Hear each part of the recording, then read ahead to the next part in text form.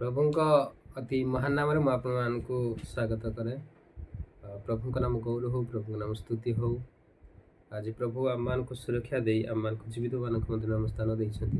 Right हे मोर प्रभु लोक मैंने यही समय आम मान अति गुरुत्वपूर्ण अटे जहाँकि आम प्रभु बंचा प्रभु सकाशे आम मैंने जहाँ भी करिया प्रभु सकाशे करि।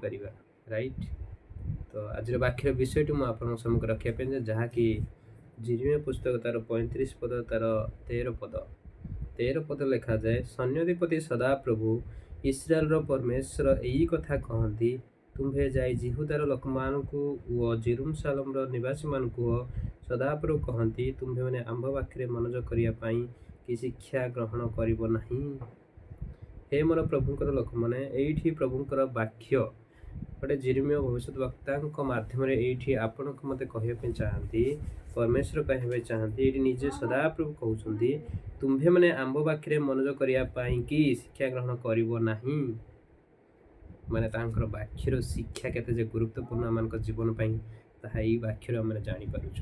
परमेश्वर कहते मनोज करने कि शिक्षा ग्रहण करना, जोटा कि आम मनोजोग हवा दरकार परमेश्वर वाक्य परमेश्वर विषय जो विषय को आम मनोजोगी हवा दरकार से विषय शिक्षा माने पाइबा निहाती जरूरी अटे। यहीठा परमेश्वर ये कहते आम केमी मनोजोगी हवा, केमी परमेश्वर प्रति उद्योगी हवा, जमी आम परमेश्वर प्रति आग्रह हवा, से विषय मैंने शिक्षा करवा निहाती जरूरी अटे।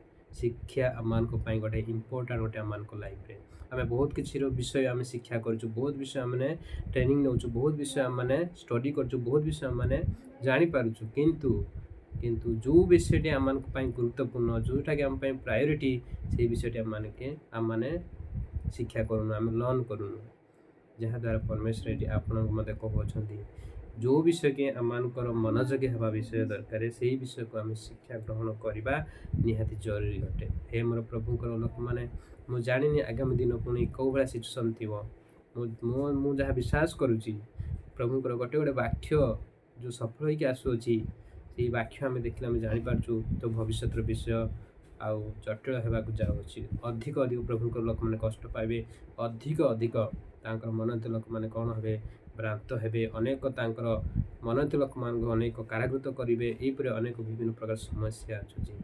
से ही समय आप प्रभुंर विषय वाक्यर विषय शिक्षा जब करेंगे आपड़ जब भी जिते भी झड़ आसू बात्या आसू जब आप टलमूल हे ना, मुझे पर्सनाल विश्वास कै ये आज वाक्य मुझे एनकरेज करने चाहे आप जेकोसी लोक हूँ आप परमेश्वर विश्वास स्थिर था, परमेश्वर पाखे आप निजक समर्पित जीवन काटतु, तेबे जाई आपण माने अंतिम समय परमेश्वर ठार संतोष पात्र हो पारे। प्रभु यीशु मध्य गोटे कथा कहले, प्रथम जो मैंने थे शेष पढ़े, शेष जो मैंने थे से प्रथम पढ़े, से आपणकर विश्वास आपणकर धैर्य परमेश्वर समर्पित करूँ। प्रभु निश्चय आपण को बल देवे, प्रभु आपन गोटे धैर्यर जीवन देवे, निश्चय आगमन आपने विश्वस्त देखा जी। हे मोर प्रभुंर लोक मैंने प्रभुंर वाक्य आम लाइफ रे केते इम्पोर्टाट अटे ताहा निजे शिक्षा करूँ। जिते बड़े आप वाक्य पढ़े तेरे जाए आप परमेश्वर विषय परमेश्वर हृदय को आप जापर। मुझे जानी आप अनेक प्रकार वाक्य पढ़ते, अनेक प्रकार बही गुड़ा पढ़े, न जानी केतेटा बही आप पढ़ी आतेटा पालन करुँच। थरुटे प्रभुंर वाक्य को आप पढ़ु, पवित्र शास्त्र बाइबल को आप थे ध्यान सहित बुद्धिर सहित आप स्टडी करूँ, शिखु। जिते आप परमेश्वर वाक्य को पढ़े आप परमेश्वर विषय आप डिस्कसन कर, परमेश्वर विषय आप ध्यान माने ज्ञान पाँच। हे मोर प्रभुंर लोक मैंने ये जगतर विनष्ट सुनिश्चित अच्छी, कि परमेश्वर वाक्य के विनष्ट हम ना। आपन परमेश्वर वाक्य जब आप हृदय अच्छी जिते दुख आसू, निंदा आसू, ताड़ना आसू, आप भी चिन्ह विच्छिन्न हे ना। आपड़ गोटे अनेक लोक मान आशीर्वाद कारण हे। आशा कर वाक्य आप गोटे आशीर्वाद वाक्य अटे। समस्त मोर नमस्कार, धन्यवाद।